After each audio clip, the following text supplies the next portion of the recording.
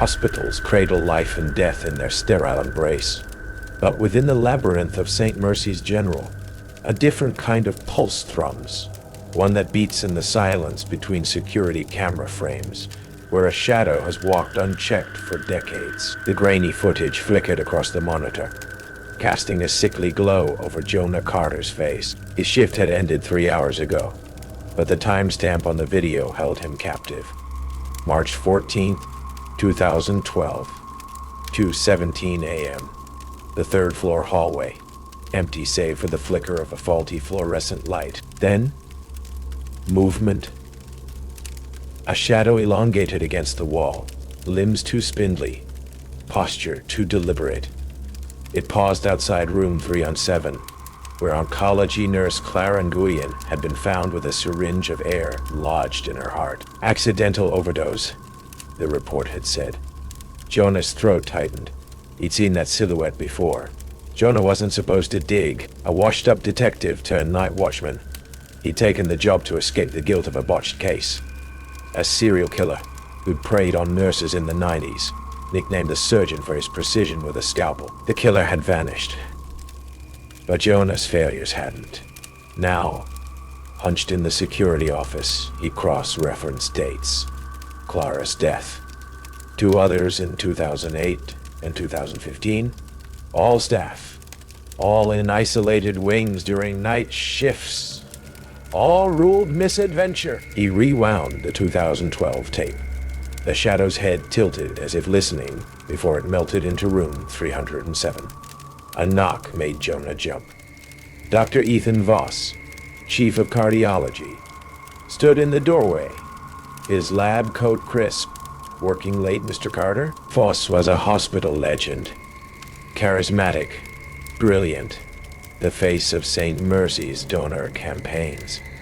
But Jonah noticed things.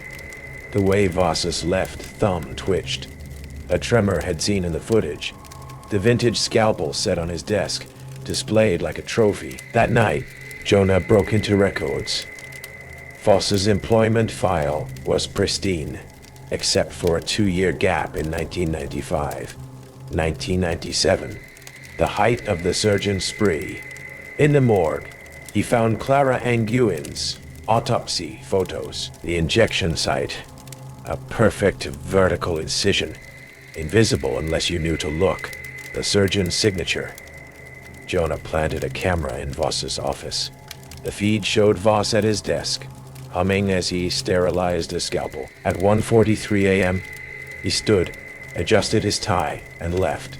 Jonah followed, his radio static hissing. The third-floor hallway was deserted. Voss entered room 307, now a storage closet.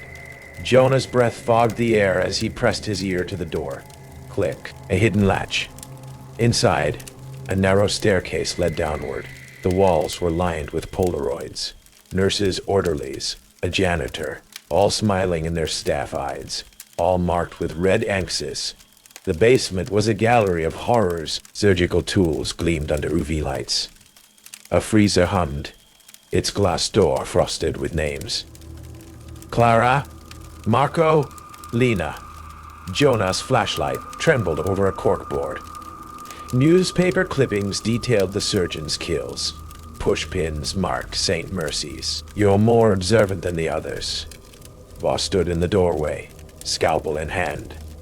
They never checked the security feeds, too busy blaming themselves. Jonah lunged. They crashed into the freezer, the door cracking open. Frozen faces stared back. They found Jonah's body in the parking lot, a syringe clutched in his hand. Suicide, the report said. Voss gave a tearful interview. A tragic loss. We'll review our mental health protocols, but deep in the hospital's bowels, a new Polaroid joins the wall. Jonah, mid-snarl, bathed in basement UV. And if you stroll past room 307 on the night shift, you'll hear it. The whisper of steel against bone. A melody hummed in the dark, and the soft, wet sound of a shadow settling into flesh. Some cures are deadlier than the disease. The first call came at 3:17 a.m. on a Tuesday. That dead zone hour, when the medications have been distributed, vitals checked, and the ward settles into uneasy quiet. I remember checking the caller ID, just 4 digits, an internal extension. When I answered, there was only silence punctuated by what sounded like shallow breathing. Then a click. My name is Rachel Winters. I've been working night shifts at Mercy General Hospital for 3 years, ever since my divorce left me with insomnia and mounting debt. The overnight differential pay is better, and the darkness suits my mood. Most nights blend together in a haze of patient checks, medication rounds, and paperwork. Until the call started, probably a patient confused about their call button, my colleague Danny suggested when I mentioned it the next morning during shift change. But it happened again the following night. Same time, 3:17 a.m., same breathing. This time I said, "Hello? Who is this?" The breathing quickened slightly before disconnecting. By the third night, I was waiting for it. When the phone rang, I immediately asked, "What do you want?" The response made my blood freeze. A whispered "you" followed by a sound like fingernails dragging across fabric. I reported it to Paul Thornton, the night security supervisor, a former cop with perpetually bloodshot eyes and a dismissive attitude. He barely looked up from his crossword puzzle. "Extension number?" he asked, sighing. 4173. His fingers clacked lazily across his keyboard. "That extension doesn't exist anymore. It's from the old psychiatric wing that closed down in '98. "Then how is someone calling from it?" Paul shrugged. "System glitch. Happens with the older wiring. I'll have it check it tomorrow," but I couldn't shake the feeling that something wasn't right. When my shift ended, I detoured to the hospital library instead of going home. The older nurse who managed it, Gloria, had worked at Mercy since the '70s. Extension 4173, that would have been in the North Wing. "Psychiatric ward," she confirmed. Then her face changed. "Why are you asking about that particular extension?" I told her about the calls. Gloria's hand trembled slightly as she set down her coffee mug. "That was Miranda Kelly's station," she said quietly. "She was murdered there in 1994, strangled with her own stethoscope during a night shift. They never caught who did it." A chill crawled up my spine as Gloria continued. "There were phone calls before it happened. Silent ones. The police thought it was the killer monitoring her movements. That night, I requested a different assignment, but short staffing meant I was back on the same floor. At exactly 3:17 a.m., the phone rang. I let it ring 3 times before answering. "I know about Miranda Kelly," I said firmly. Silence. Then a raspy voice whispered, "Do you wear your hair up like she did? It makes it easier." I slammed the phone down, hands shaking.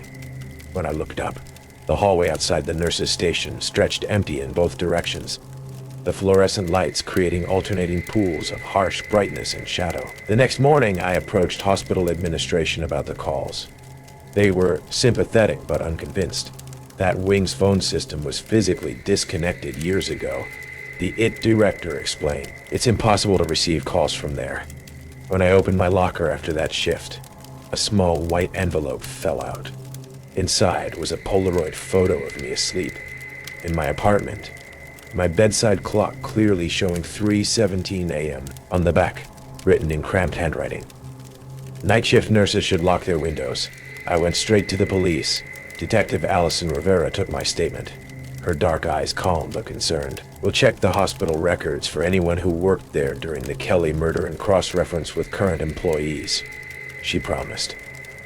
That night, I stayed at my sister's house and called in sick. I couldn't face the hospital's empty corridors or the thought of that phone ringing in the pre-dawn darkness.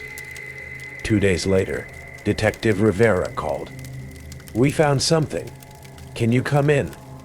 At the station, she showed me personnel files. 3 current employees worked at Mercy during the Kelly murder. One was flagged in the original investigation, but cleared. She pushed forward a photo. Paul Thornton. He was a security guard in that wing before joining the police force. Later returned to hospital security after a problematic police career. My throat tightened. Paul, with his dismissive attitude and bloodshot eyes, who had claimed the extension didn't exist. The case notes mention that Miranda rejected his romantic advances multiple times. Rivera continued. But his alibi checked out. However, we've requested a DNA comparison with evidence from the scene. That night, despite my fear, I returned to work. I needed the job, and hiding felt like surrendering to terror. I requested a security escort, but when I arrived, I was told the guard assigned was Paul himself. He had called in sick.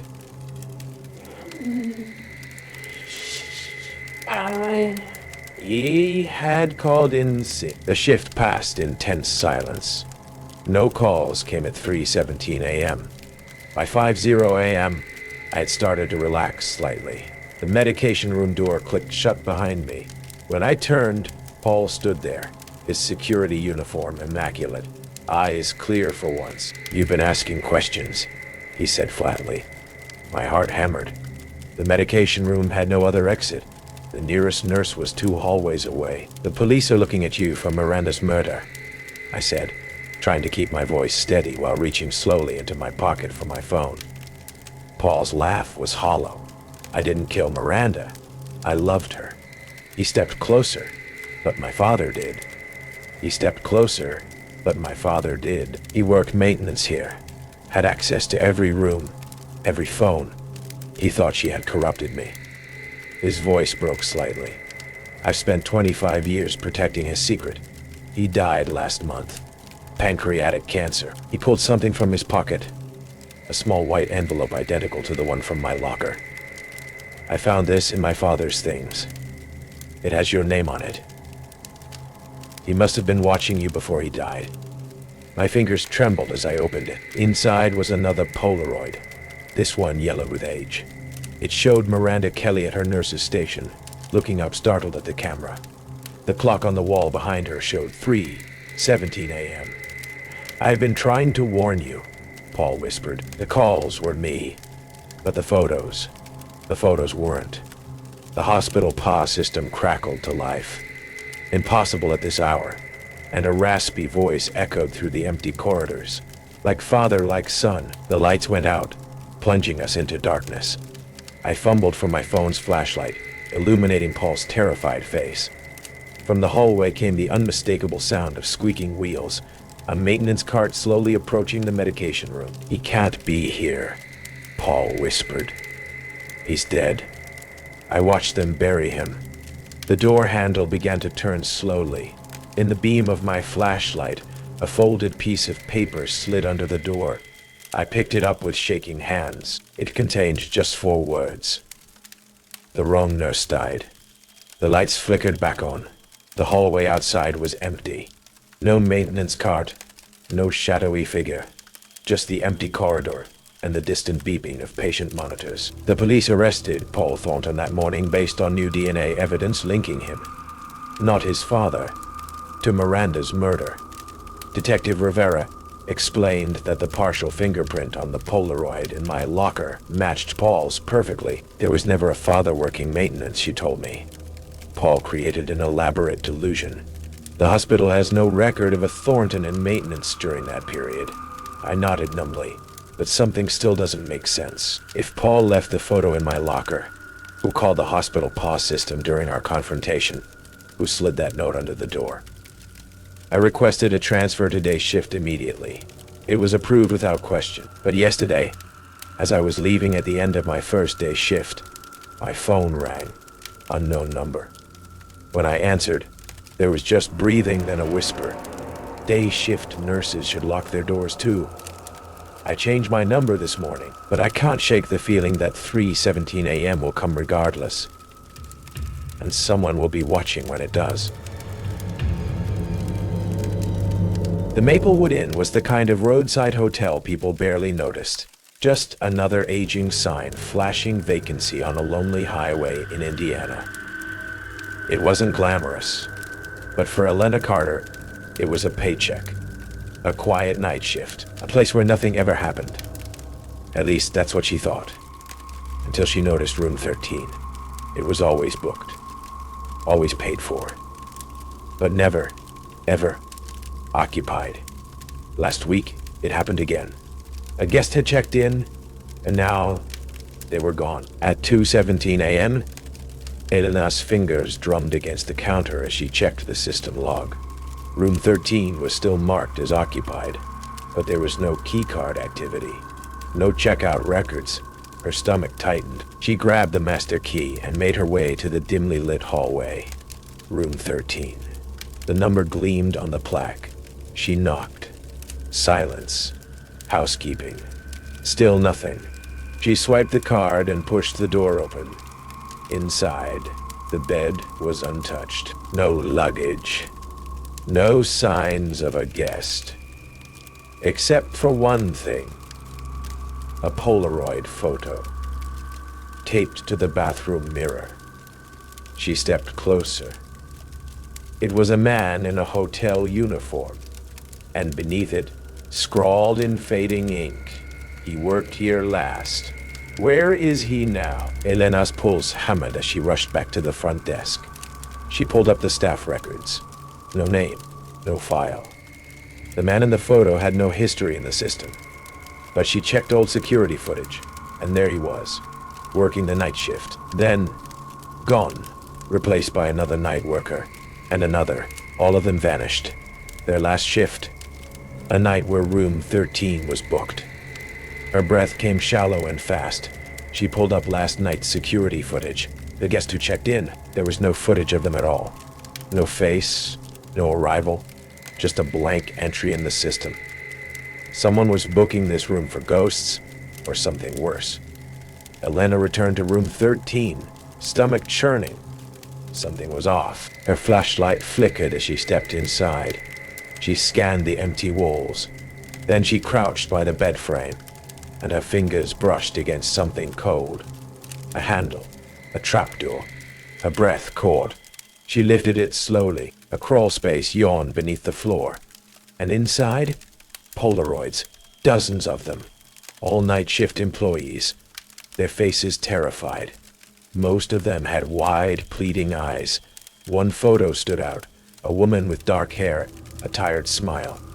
Elena knew her own face. And the date? Tonight's shift. A shadow moved behind her. She spun. Too late.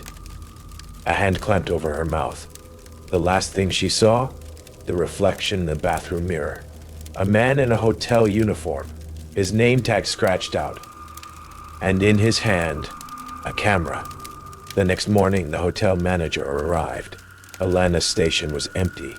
The night shift logs still open. Her coffee cup was still there, half full. But Elena? She was gone. Later that night, the hotel received a new reservation request. Room 13. And in 2 weeks, a new night shift receptionist was hired. She asked about Elena. The manager just smiled. Oh, she must have quit. People come and go all the time. And behind the front desk, the system logged the reservation. Room 13. The neon buzzed over the stop-and-go on Route 12, a lonely speck in the Ohio flatlands, its light bleeding yellow onto cracked asphalt. Nate Sullivan, 24, slouched behind the counter, the clock dragging past 2 a.m.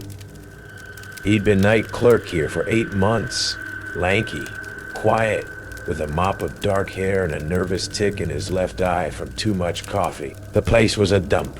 Sticky floors, buzzing coolers, a faint whiff of gasoline and burnt popcorn.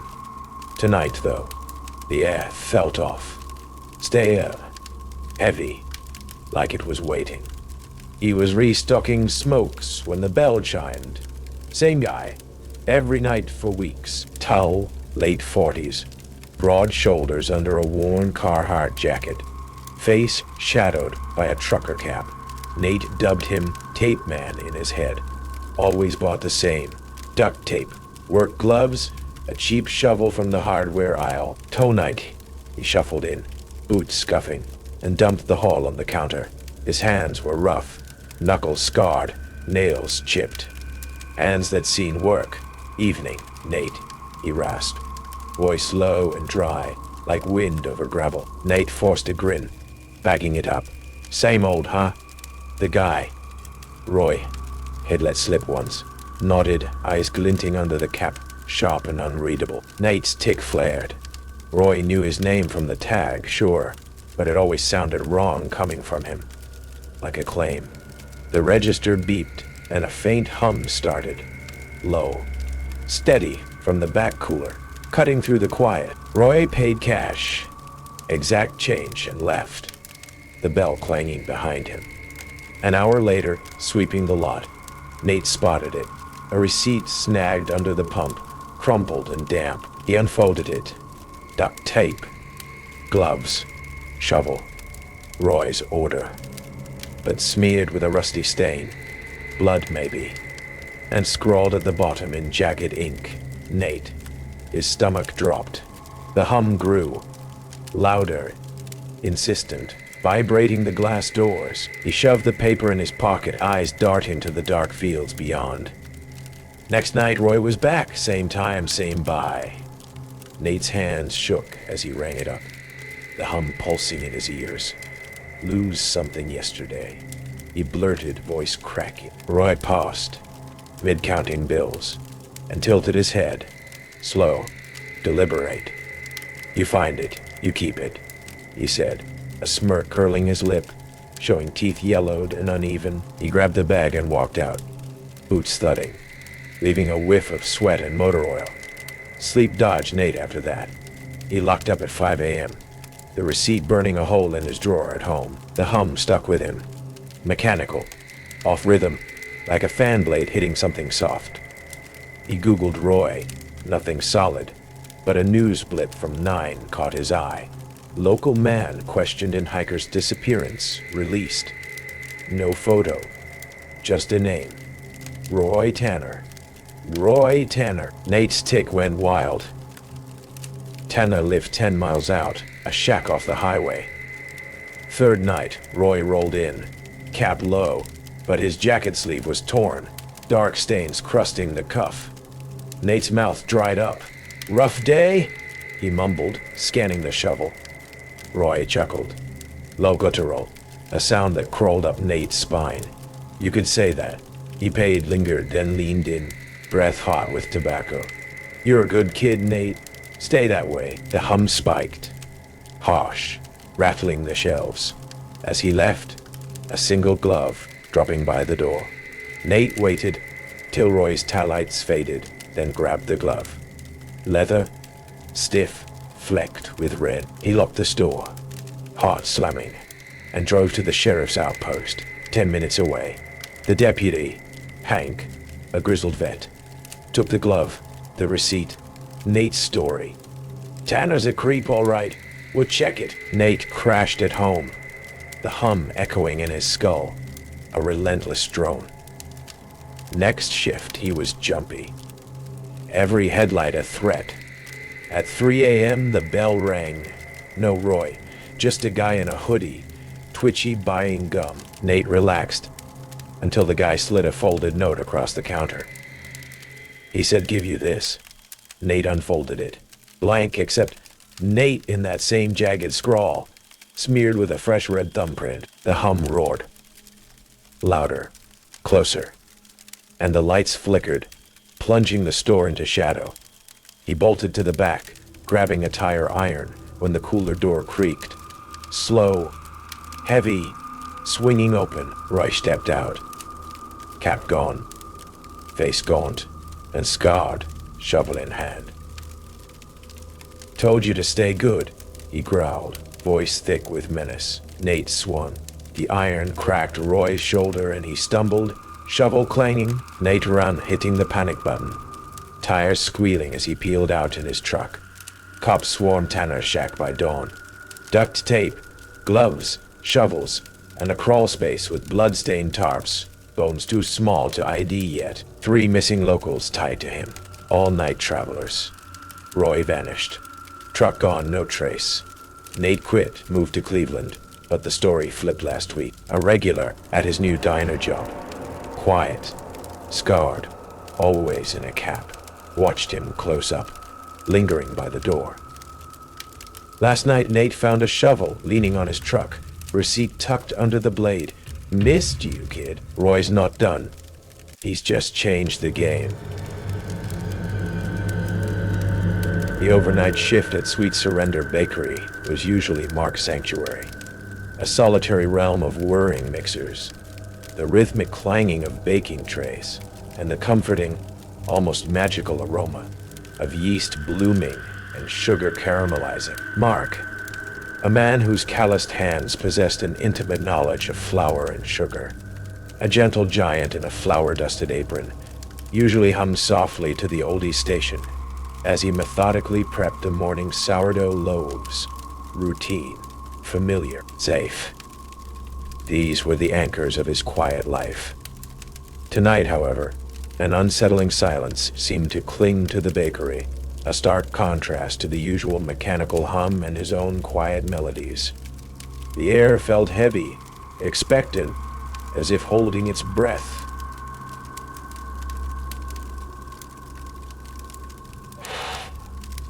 Even the old building seemed to creak and settle with a nervous energy Mark couldn't quite place. He tried to shake it off, attributing it to the late hour and his own lingering fatigue from a restless sleep. A sleep plagued by fragmented nightmares he couldn't quite recall. He reached into the large stainless steel industrial-sized dough mixer, the cold metal smooth against his skin. The sourdough starter, a living, breathing entity he nurtured with meticulous care, felt cold and slightly sticky, clinging to his fingers. Normal, expected. Then, as he began to pull out a portion of the dough, his fingers brushed against something unusual, a slick resistance, a texture that didn't quite belong. He pulled his hand back, his brow furrowed in confusion. A faint, reddish smear marred the pale, creamy surface of the dough. Initially, his mind tried to rationalize it. A stray drop of red food coloring from the day's earlier batches of raspberry danishes.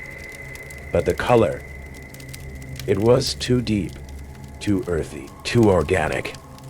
It lacked the artificial vibrancy of food dye. He wiped his fingers on his apron, his heart beginning to thump a little faster against his ribs. He leaned closer to the dough, the fluorescent lights of the bakery casting a harsh glare on the unsettling discoloration. More smears, smaller, fainter, but undeniably there. And then, as his eyes focused, he saw them, unmistakable.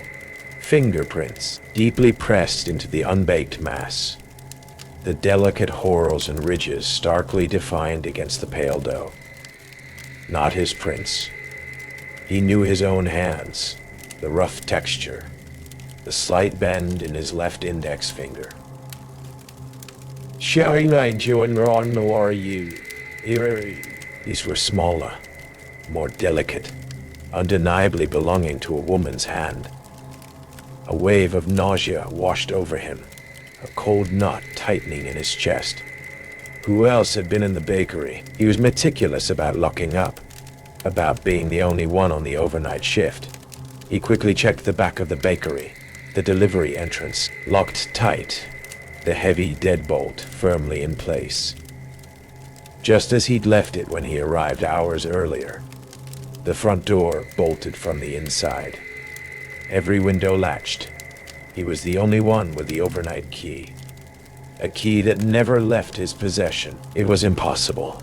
Yet, there they were, those ghostly impressions in the dough. A silent, terrifying testament to an impossible intrusion. His mind raced, a frantic whirlwind of questions and growing dread. He remembered the local news, the somber reports that had been playing on the bakery's small radio during his prep work. A local woman, Sarah Miller, a young librarian from across town, missing for 3 days. Police were searching, the community on edge. A face, a smiling, ordinary face from a slightly blurry photograph, haunted the local news segments. A constant reminder of the unknown, a terrifying, sickening thought clawed its way to the forefront of his mind. Could these prints? He looked at his own flour-dusted hands, then back at the reddish smears and the delicate fingerprints in the dough. His stomach churned, the comforting scent of yeast now tinged with a metallic undercurrent of fear. He had to call the police. He had to be sure, but the dread, a heavy, suffocating blanket, was already settling in. smothering the familiar comfort of his routine. He stood there for a long moment, the silence of the bakery amplifying the frantic pounding of his heart. He had to do it. He couldn't ignore this. Couldn't pretend it wasn't real. With trembling hands, he reached for the phone, the cold plastic slick against his clammy skin. He waited, each second stretching into an eternity, for the police to arrive, the shrill ringing of the phone in the silent bakery feeling like an accusation. He showed them the dough, the unsettling smears, the undeniable fingerprints. Their faces, initially skeptical, quickly turned grim as they examined the evidence. They took photographs, carefully documented the scene, and collected samples of the dough, their movements precise and professional, a stark contrast to the chaotic fear churning within Mark. The call came later that morning, after the sun had begun to paint the sky with the pale hues of dawn. After Mark had given his statement, his voice still shaky, his mind still reeling. The prints matched. Sarah Miller, the missing woman, found, or at least a trace of her found, in his sourdough dough. How? His safe, predictable world, the comforting rhythm of his nights, had been irrevocably shattered, replaced by a chilling, inexplicable horror. A thorough police investigation ensued. The bakery was cordoned off, transformed into a crime scene. The familiar scent of baking replaced by the sterile smell of disinfectant and the hushed voices of investigators. Mark was questioned for hours, every detail of his shift scrutinized, his alibi meticulously checked. He was cleared, officially, the police acknowledging his shock and cooperation. But the feeling, the deep, unsettling feeling of violation and fear, lingered like a persistent phantom limb. The security footage from the bakery's outdated system was reviewed. Hours of grainy, time-stamped footage depicting the mundane routine of Mark's work. Then, a flicker, a brief anomaly, in the silent, black and white images. A shadowy figure, moving with a furtive, almost liquid grace, entering the bakery through the rarely used back delivery door. The timestamp indicated it happened hours before Mark arrived for his shift. The figure moved quickly, deliberately, heading straight for the large ingredient bins, their movements suggesting a disturbing familiarity with the bakery's layout. Tampering. The figure was clearly tampering with the ingredients, though the poor quality of the footage made it impossible to discern what exactly they were doing. The figure wore gloves, their hands obscured from view, and a dark, shapeless mask that concealed their face, their identity remaining frustratingly, terrifyingly unknown. But the intent, the deliberate intrusion, the calculated actions, they were chillingly clear. Something sinister had happened in his bakery, in his sanctuary, in the quiet hours before dawn, while he was somewhere else, oblivious to the darkness that had seeped into his world. Days turned into weeks. The police investigation stalled, no further leads in Sarah Miller's disappearance. The bakery reopened, but the atmosphere had shifted, the comforting aromas now tinged with a subtle unease. Mark tried to return to his routine, but the image of those bloody fingerprints remained, an indelible stain on his peace of mind. He found himself constantly checking the locks, the shadows in the corners of the bakery seeming to writhe with unseen presences. One night, a few weeks after the incident, Mark was working late, the silence of the bakery heavier than usual, punctuated only by the rhythmic tick-tock of the old grandfather clock in the corner. He went to the back storage room for a fresh bag of flour. As he reached for the familiar white sack, his hand brushed against something cold and metallic on the shelf above. Something that hadn't been there before. He pulled it down, a small, tarnished silver locket. It looked old, intricately engraved with a single initial. He flipped it open, his breath catching in his throat. Inside, 2 tiny photographs. One of a smiling young woman with kind eyes, Sarah Miller. The other, a grainy, unsettling image of someone who looked eerily like Mark, but younger, with the same gentle eyes, standing next to Sarah in what looked like a high school yearbook photo. A wave of dizziness washed over him, the flower dust in the air suddenly feeling thick and suffocating. He did recognize the other person in the locket. It was him. Years ago, during his senior year of high school, a time he rarely thought about. And Sarah? He vaguely remembered her from his graduating class. A quiet girl who always had her nose in a book. They'd barely spoken. Suddenly, the back door creaked open, the sound slicing through the heavy silence of the bakery like a knife. Mark froze, his heart pounding against his ribs, a primal fear seizing him. He wasn't alone. He could hear soft footsteps approaching from the darkness of the alleyway, the rhythmic tap-tap-tap of what sounded like hard-soled shoes on the concrete. The same feeling of violation, of a silent intrusion, washed over him, stronger this time, laced with a raw, immediate terror that threatened to paralyze him. He backed away slowly, clutching the locket in his trembling hand, his eyes darting around the dimly lit storage room, searching for any possible escape. The footsteps grew closer. He could hear soft breathing now, a raspy, uneven sound, and a faint, almost childlike humming. Then a voice, a low whisper from the doorway, sent a jolt of pure terror through him. A voice that held a chilling familiarity, like a half-forgotten nightmare resurfacing. "You look just like him, Mark.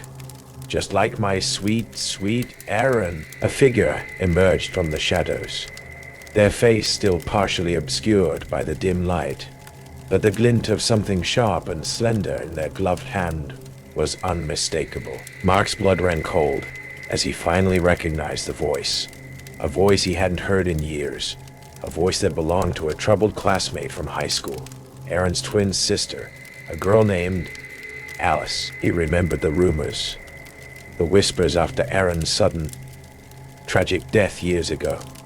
Alice had never been the same. Alice stepped fully into the light, her eyes, wide and filled with a chilling mix of grief and madness, fixed on Mark. The knife in her hand gleamed menacingly. Mark understood with sickening certainty that the baker's secret was far from over. The intruder hadn't just left a trace. They had returned, their motive now horrifyingly clear. He wasn't just a baker. He was a reminder, a replacement. The final image the police found weeks later, after a frantic search when Mark didn't show up for his shift, was the bakery, silent once more. The comforting scent of baking replaced by a lingering metallic odor. The locket lay on the floor near the dough mixer, Sarah Miller's picture facing upwards, and a new, smaller set of bloody fingerprints was found, pressed into a freshly prepared batch of sourdough, right next to Mark's discarded apron. Alice was never found. Sarah Miller's disappearance remained unsolved, officially, but in the quiet stillness of the bakery, a new, even more terrifying secret had been silently baked into the night, a chilling testament to a grief-stricken mind's descent into madness, forever linking a missing woman, a tormented twin, and a night baker who bore an uncanny resemblance to a ghost from the past. The sweet surrender had become a final, horrifying sacrifice. Every 24-hour store has its night regulars. Insomniacs, truckers, souls adrift in the witching hours. But at the quick stop off Interstate 77, there's one customer who doesn't just buy snacks. He buys silence. The bell jingled at 2:14 a.m. Lena Cruz glanced up from her criminology textbook. The man wore a navy windbreaker, his face a bland canvas of mid-40s exhaustion. "Tape," he said, sliding a roll of heavy-duty duct tape across the counter. "Then gloves, then bleach. Big cleanup," Lena joked, scanning the items. He didn't smile. His eyes lingered on her name tag. Something like that. When he left, The security camera glitched, a 3-second blur. He came every Thursday, same windbreaker, some items. Lena started calling him Mr. Wednesday in her head, a private joke. But when she mentioned him to Dave, the day manager, he frowned. Windbreaker guy? Never seen him. The security logs confirmed it. No footage of his visits, just static. Week 4. Mr. Wednesday added a hacksaw to his haul. Lena's hand hovered over the panic button beneath the register.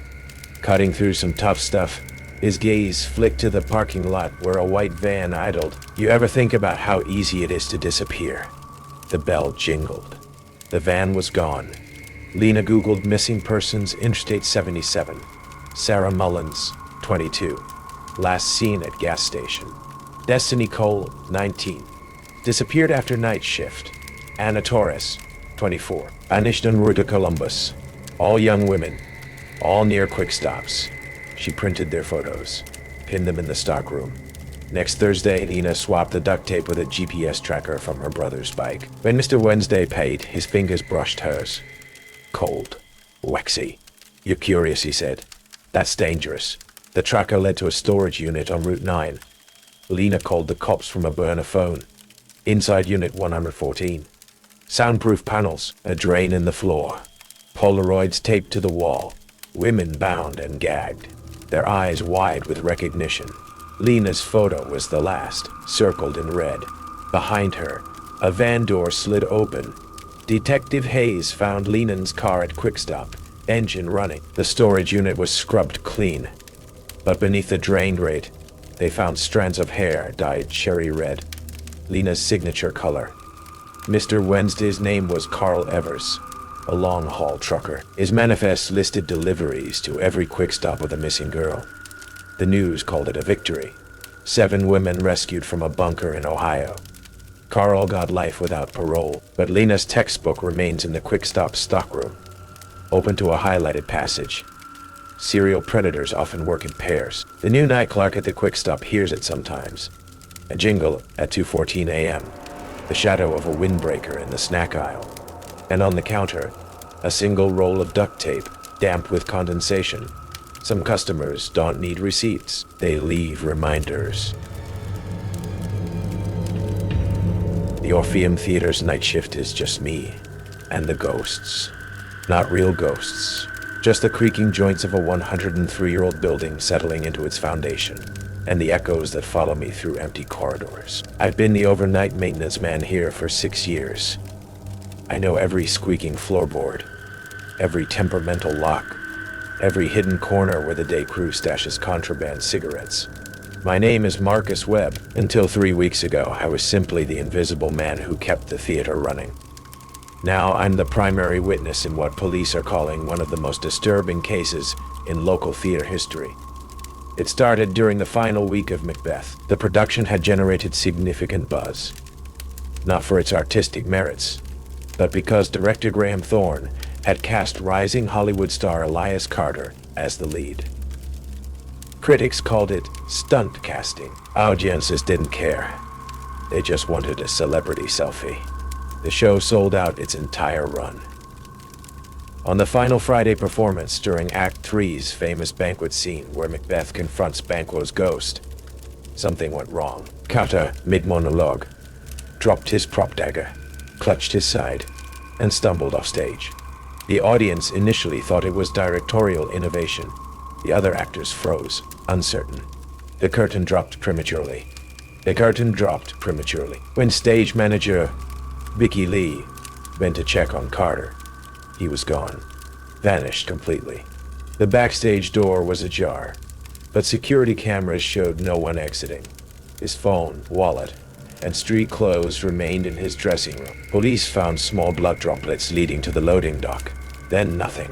The investigation stalled after 3 days. The theater closed temporarily but reopened for a children's dance recital the following weekend. Life moved on. Carter's disappearance became another Hollywood mystery, fodder for true crime podcasts. Then I found the knife. I was replacing light fixtures in the catwalk above the stage when my flashlight caught something metallic wedged between 2 support beams. an ornate dagger with dried blood crusted along its blade. My first thought, it was the prop knife Carter had dropped, but this was no prop. The weight was wrong. The edge, genuinely sharp. The blood, far too convincing. I should have called the police immediately. Instead, I made a catastrophic error. I kept digging. The catwalk extended into a cramped attic space above the theater's ceiling. I'd rarely ventured there. The ancient wiring rarely needed maintenance. But now, curiosity propelled me forward. My flashlight beam revealed footprints in the decades of dust. Recent ones. In the farthest corner, I found a makeshift living space. A sleeping bag, bottled water, protein bar wrappers, and a milk crate containing a laptop and external hard drive. On the wall hung a corkboard covered with production photos of Carter as Macbeth. Every image had Carter's eyes meticulously scratched out. The laptop was password protected, but the external drive wasn't. It contained hundreds of high-definition videos, all footage of Carter shot from impossible angles, sleeping in his dressing room, rehearsing alone on stage, even showering in the theater's private bathroom. Someone had installed hidden cameras throughout the theater, some positioned directly above where I'd worked countless times. The most recent video showed Carter's final performance from a vantage point directly above the stage. I watched him deliver his lines, drop the fake dagger, and then clutch his side. The camera angle shifted, following him off stage. Unlike the theater's security footage, this video didn't stop. It captured a hooded figure emerging from behind a set piece, grabbing Carter and pressing something against his mouth. Carter struggled briefly before going limp. The figure dragged him toward a section of wall that I knew contained a forgotten dumbwaiter, a remnant from when the theater doubled as a vaudeville house. I know that section intimately. I had fixed its sticky latch just months earlier, never questioning why someone had recently oiled its ancient pulley system. My hands shook as I disconnected the drive. As I turned to leave, a floorboard creaked behind me. Not the building settling, a footstep. "You weren't supposed to find this place, Marcus. I thought we were friends," I said, backing toward the entrance. "We are. That's why I left the knife for you. A breadcrumb." Her smile was eerily calm. I wanted someone to appreciate my performance. Elias certainly didn't. Do you know what he called my directing ideas? Community theater trash. Where is he, Vicky? Method acting at its finest. He wanted to understand Macbeth's descent into madness. I helped him experience it. She glanced at her watch. He hasn't eaten in 3 days. The dumbwaiter only goes down, you know. To the sub-basement. It's quite humid down there. Perfect for eliminating evidence. I lunged past her toward the exit. She didn't pursue me. She didn't need to. I was halfway down the catwalk when floodlights blazed on, temporarily blinding me. On stage below stood 3 police officers. Marcus Webb, one called out. "Don't move. We have a warrant for your arrest in connection with the disappearance of Elias Carter." Vicky had planned everything. The external drive contained not only the surveillance videos but detailed journal entries, written in a perfect forgery of my handwriting, documenting an obsession with Carter. The sleeping bag contained my DNA. The knife I'd found had my fingerprints. My computer at home was filled with searches about Carter that I never made. 3 weeks later, I sit in a cell awaiting trial. Yesterday, my court-appointed lawyer delivered the news. They found Carter's body just where Vicky said it would be. The papers are calling me a deranged stalker. The evidence is overwhelming. Last night, I received my first visitor, Visky, her eyes gleaming with satisfaction. The perfect tragedy requires a compelling villain, she whispered through the glass. "You played your part beautifully. The greatest performances, I've learned, never take place on stage. They happen in the shadows, where no one is watching. Except me. I was always watching. I just never thought to watch her.